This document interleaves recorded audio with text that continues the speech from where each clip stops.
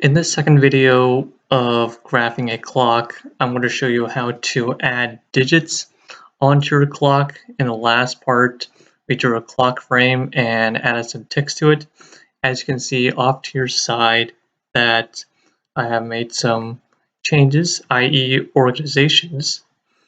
So first thing that I did, this isn't super earth shattering or anything like that.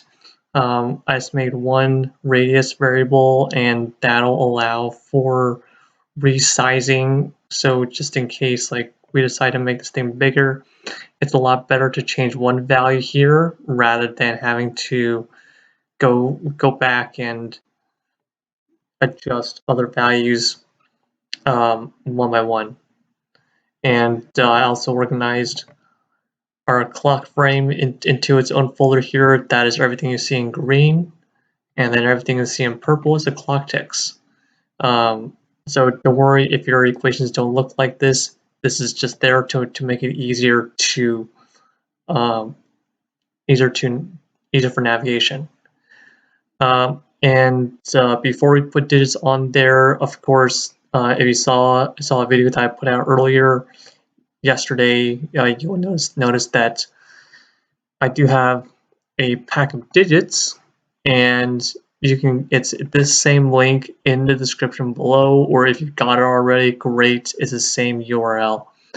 And we're going to be importing directly into here. There is no import option, unfortunately. So just my suggestion, if you have a better way of doing it, please do comment down below. It will surely save others some time from what I'm about to show you here. I call it collect digits. If you just want to call it digits, that's fine too. And there is no subfolder feature in here, so what I do instead of that is if you type a quotation mark, I use a double quotes. You can make comments on what you can make notes like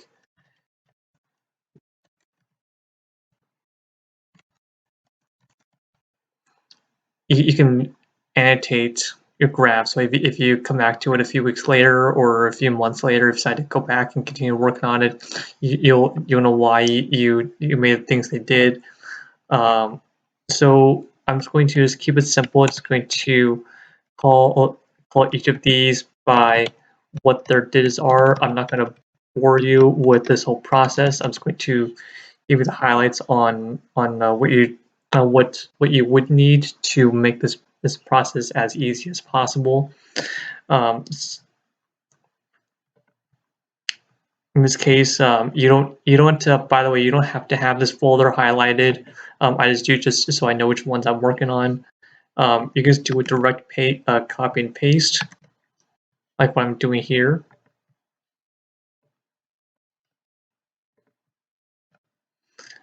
And you can of course change it to your liking. Something that would also make your life easier is I would recommend defining some translation variables here. This is why fullest would be useful, because as even with these comments here, it's already becoming difficult to navigate around. Okay, so there are two places where you would need to use these translation variables. Do you keep them unique to each of the digits that you're working on? And so the way you would do that is add parentheses around it. You can either just type them around like this. It'll automatically add the other one in for you, or the other option would be if you just highlight your here, let me undo that. So if you just highlight your highlight what you want parentheses around, and you just hit the open parentheses key. Okay, maybe not like that, but it should give you parentheses around random your selection here. I'm just going to do like so. It is also correct to have parentheses removed. This is just purely for I think this is specific to Desmos. I don't recall if they'll let you get away. Actually, they do. Okay.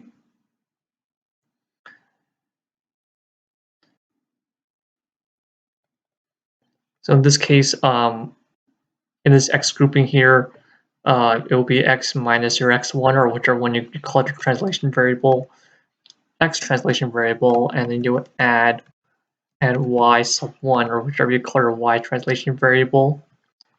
And what you notice is if you start moving these values around, it's not necessarily moving the way you want it to.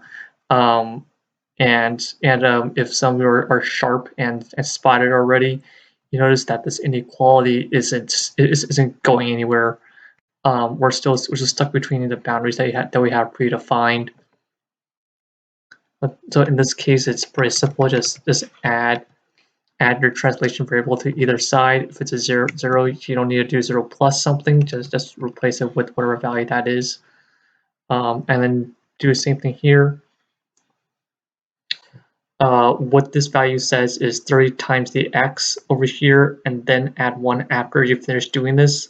So if you want this translation to work, you would want to put your parentheses around this x here.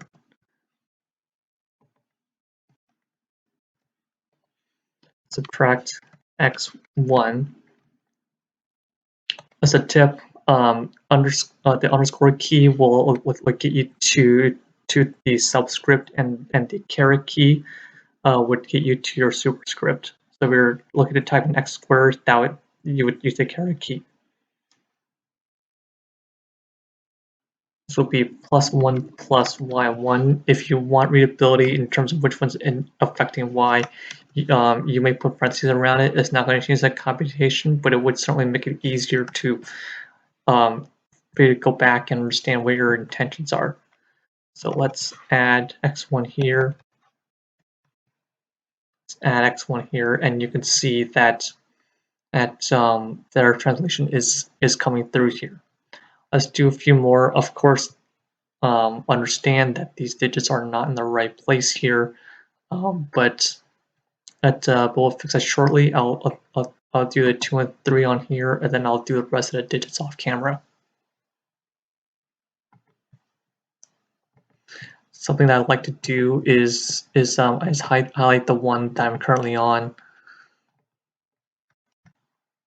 And again, straight copy and paste. If you don't want to get distracted by what's going on up here, you just simply turn off the visibility on here, and that'll help you stay focused on what we're working on here.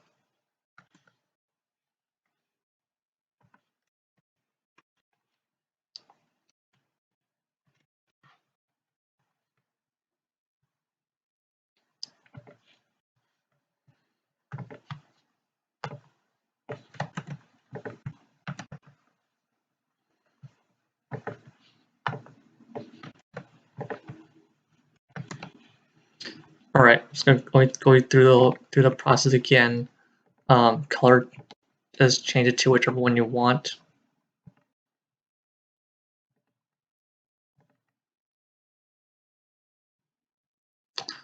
Something.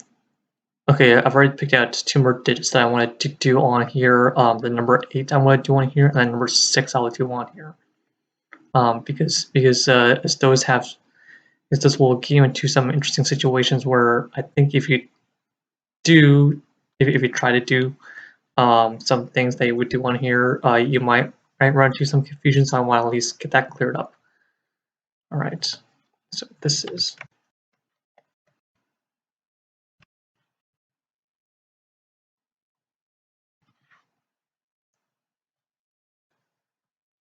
And let's add y1 afterwards, not y1, y2. This is why I label them with the subscript.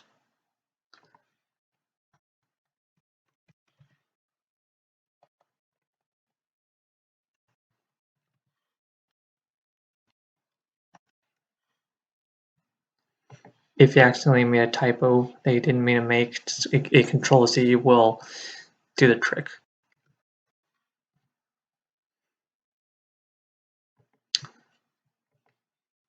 You can see line 25, there's no inequality to impact because because the domain of the whole of the entire half circle will already take care of that for us.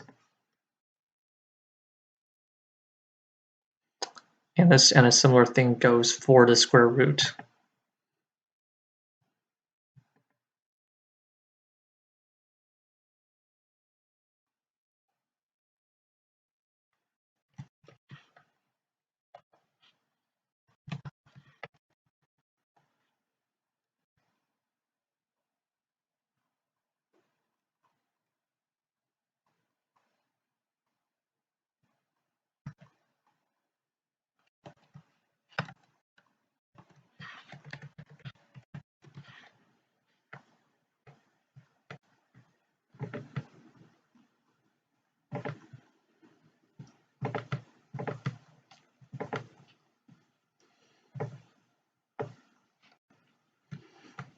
And in Control A to select everything, it's better. It's quicker than just dragging, click and dragging.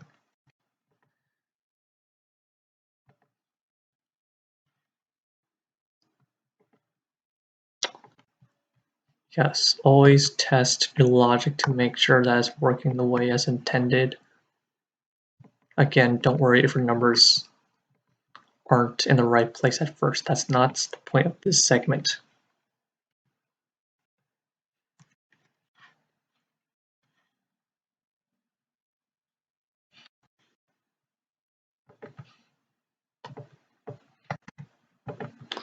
And something that we'll mention is if there's a particular digit that you want to watch, I'll make sure to have timestamps in a description that you can jump to.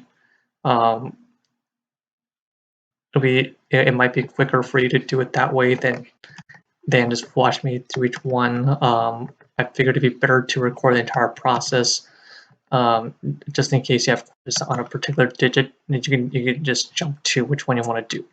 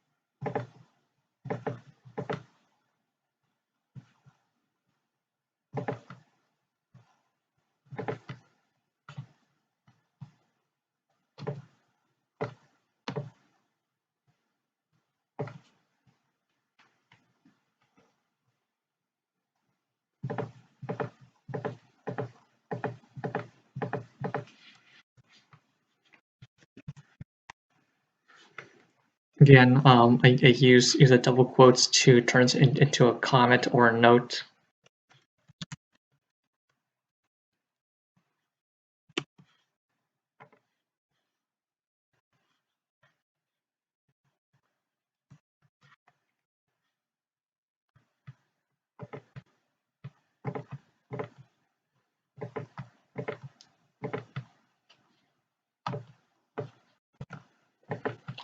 I assure you that when I picked these equations, I was trying to minimize the amount of effort. So if you have your own set of digits that you want to be using instead, by all means.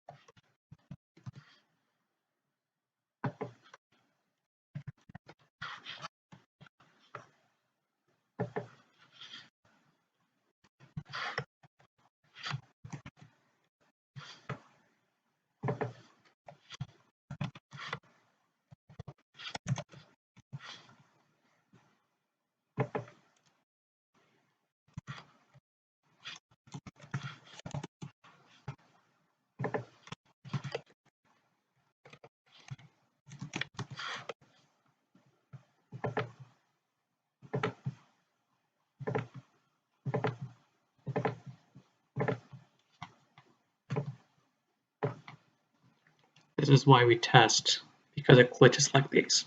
So this is telling me that this curve here has run into some issues. That usually tells me something that I miss with the inequality, which I do not see up here. What did I miss? X4 minus 1 minus...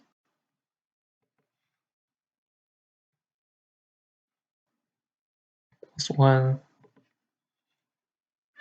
See that typo there? Test everything.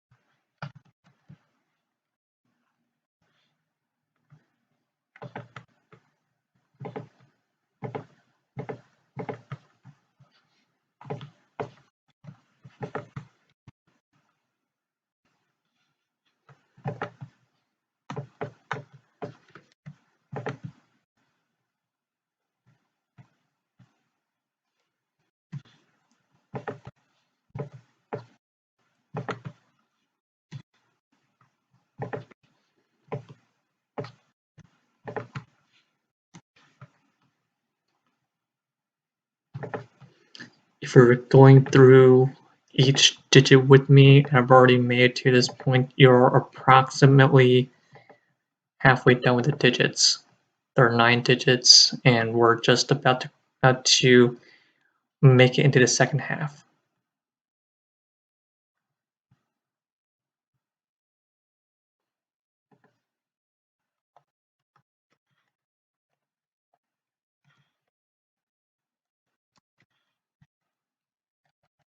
Now, at least we're doing this together.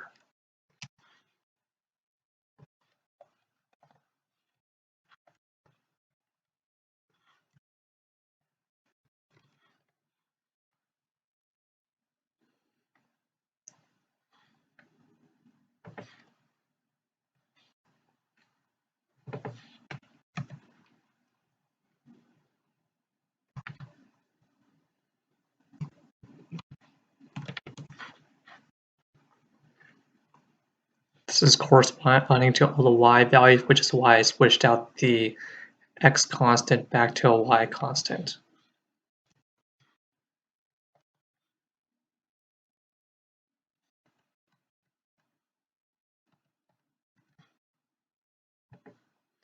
If you didn't undo and you wanted to redo the action, Control Shift Z, or I believe Control Y would also do a trick. Yes, just double check and make sure.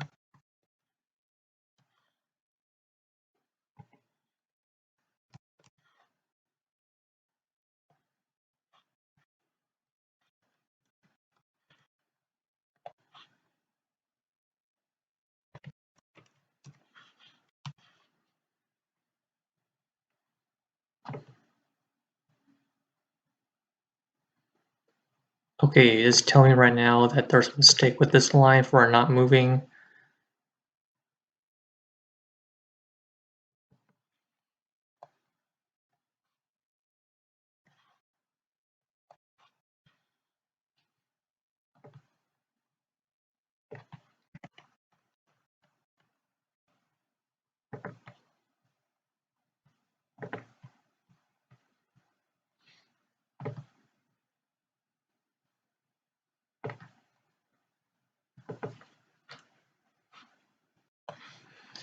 Alright, I stand corrected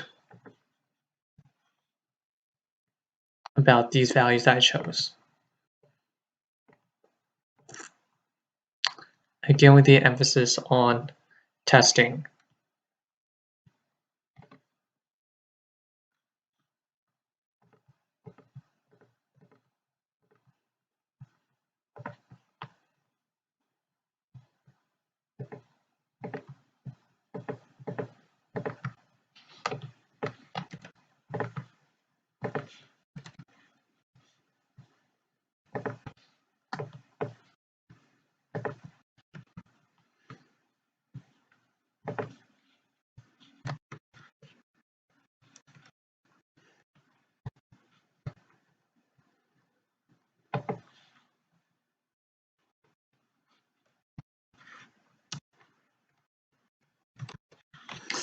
All right, reason I wanted to spend some, I recommended spending some time on 6. Well, first there's a typo here. Not that it would have changed anything other than get us tripped when we start looking for a y6 and it ends up being a y0. Reason I want to focus on the 6 is because we do have a complete circle here, and in the translation for that, you would just use a more generic form that you might find in our textbooks. This radius stays the same; it doesn't go anywhere. So where these half circle functions come from, it's from solving for y when you move everything over to one side.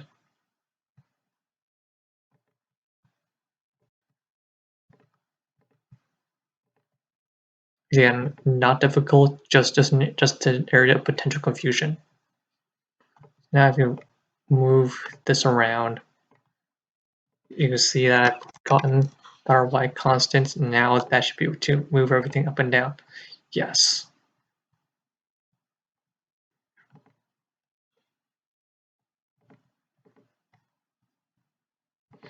All right, we are now on our last 3 here.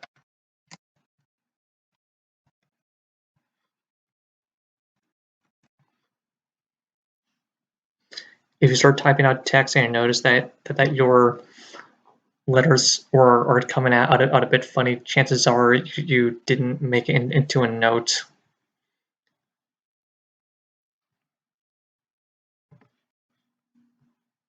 All right, 7 should be a straightforward one. I believe I only made like a line and a parabola. Yep. There we go.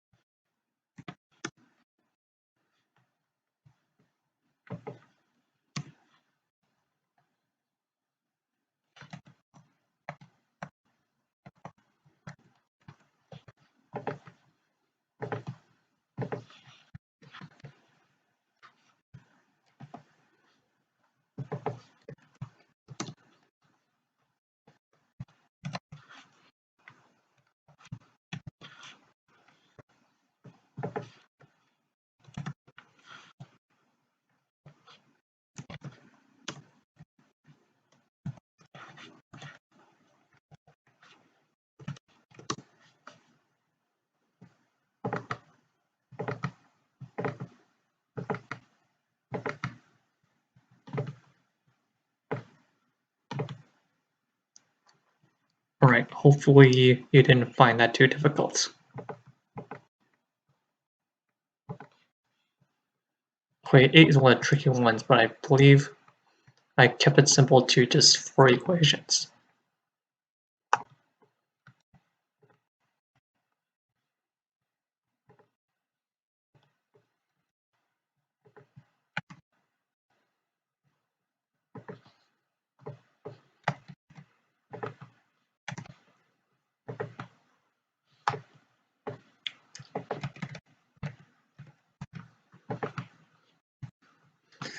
Reason I mentioned 8 as something you might want to watch out for is the order of operations matter. You want to translate the y first and then do your scaling. So that would be doing things. I talk about oral operation and end up doing things out of order myself.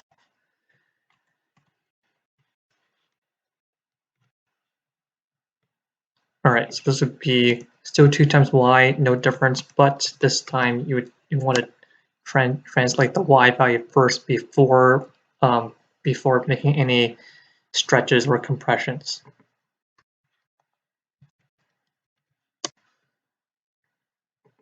In terms of how the inequality changes, should be the same as how I've been doing them.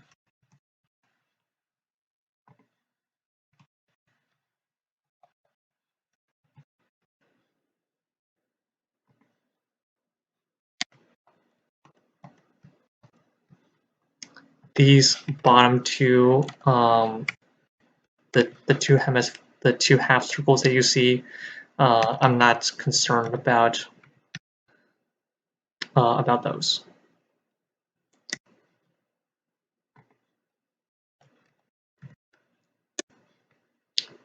Be a good time to spot the typos here. You can see this is a similar idea to having a y equals something of x. This one is x is something of y. Same format.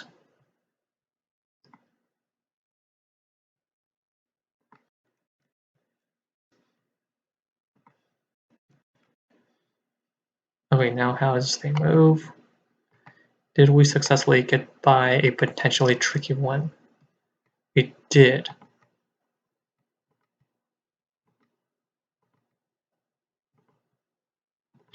If you have any questions about what these equations are, you can either leave them on this video, or you can put it on my other announcement video on what some of these equations are for. Okay, 9 should be same as a 6. I literally just flipped the thing upside down.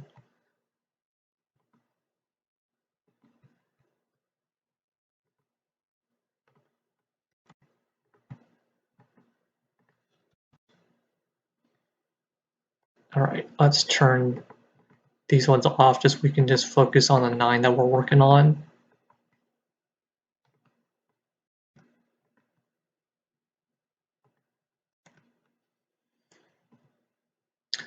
Oh yeah, so this equation actually made outside of Polar. You can tell with the indent line over here. So if you drag it up, you can see that our equation is indented, and that's how you know it's underneath this folder that we have way back at the top here. So if you collapse everything, notice that we don't ever have that stray equation out anymore.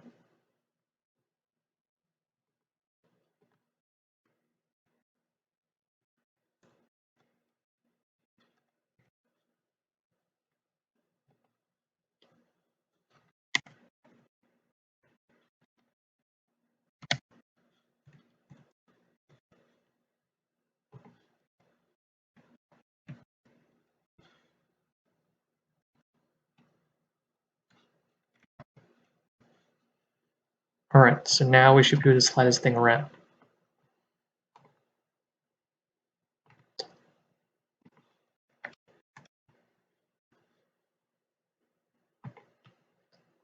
All right, now that we've finished getting all of our digits in, if you've made it up to this point, seriously, thank you for watching up to this point. We're now on the more interesting part. Rather than just copying this over, you're more than welcome to close this tab.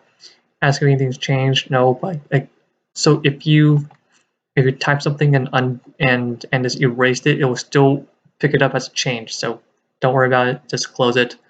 If you did take a copy of it, it'll give you a new ID associated with the graph. So if you accidentally saved it, don't worry about it. You did not affect anybody because you effectively taken a copy for yourself. All right, so now we need to get these values in the right place. Oh, you want to know what we've forgotten? We've forgotten the double digits. Okay, I'm going to save the double digits for another video. Let's get these digits in the right place first. And so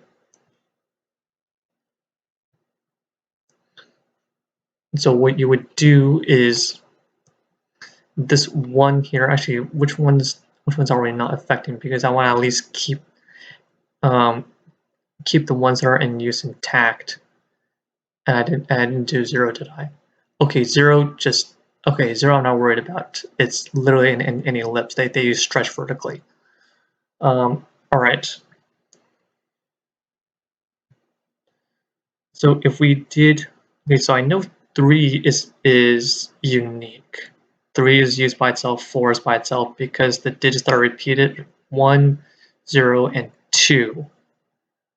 Okay, So while we have this 9 open here, let's start with that. So a 9 gets placed.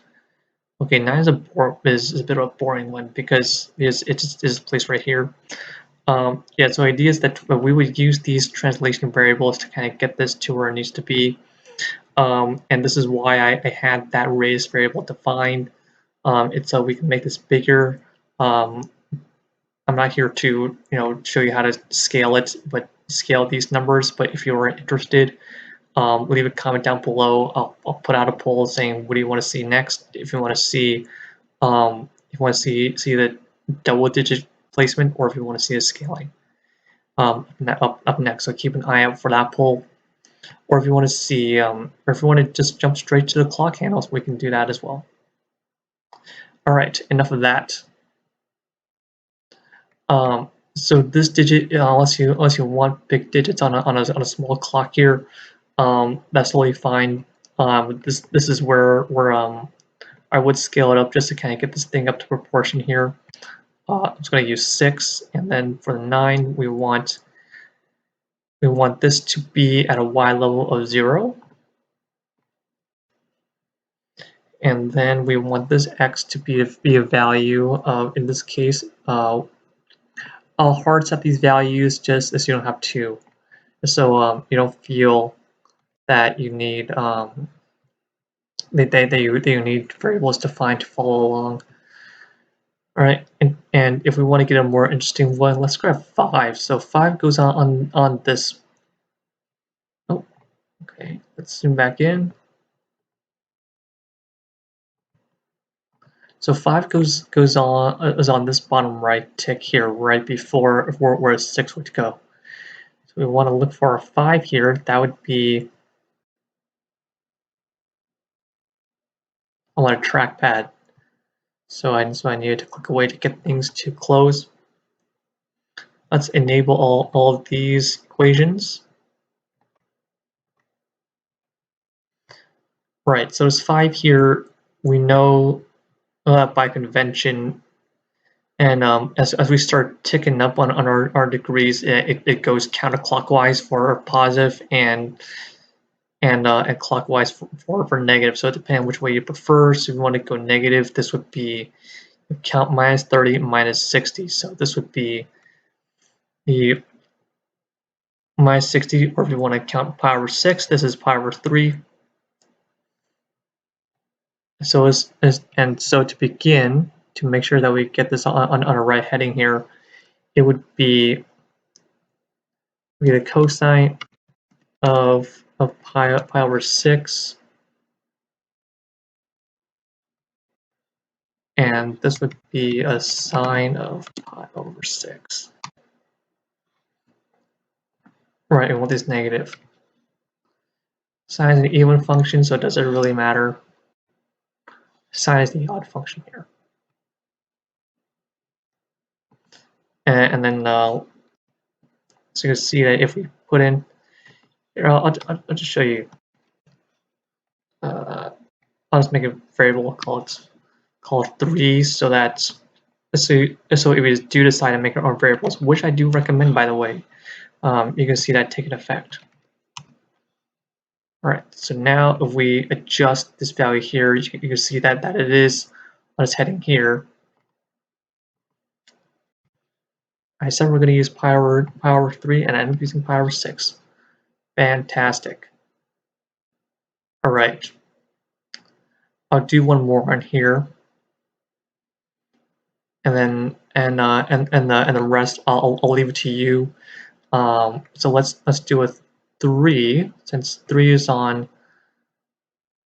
one that's on a pi over 6. For a case like this, it is easier to count in range that is in degrees rather than trying to work out a conversion. All right, so for 3,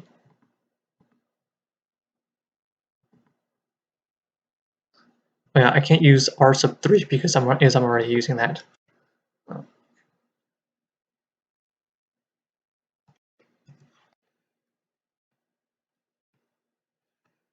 So this would be your radius times cosine of pi over 6.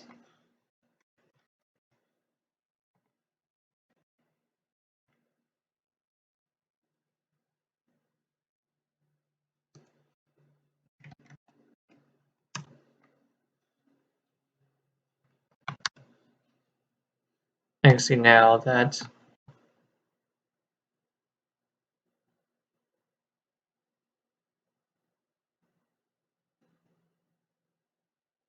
this is moving at pi over 6, possibly. Okay, my suspicion is that where I have this 3 centered, it's not where it's not going to be right on with this. All right. Well, I will end the video here. If you have any, and the rest, of course, are some as to give that a chance. And it would be up to you on whether you want to if you want to finish into the double digits, or if you want to start scaling so that you can make the necessary small adjustments before moving into maybe some of the bigger stuff. All right, so we certainly hope you found this video helpful. If you do consider leaving a like. If you want to continue seeing videos like this, do consider subscribing. Thank you for watching, and to see you in the next one.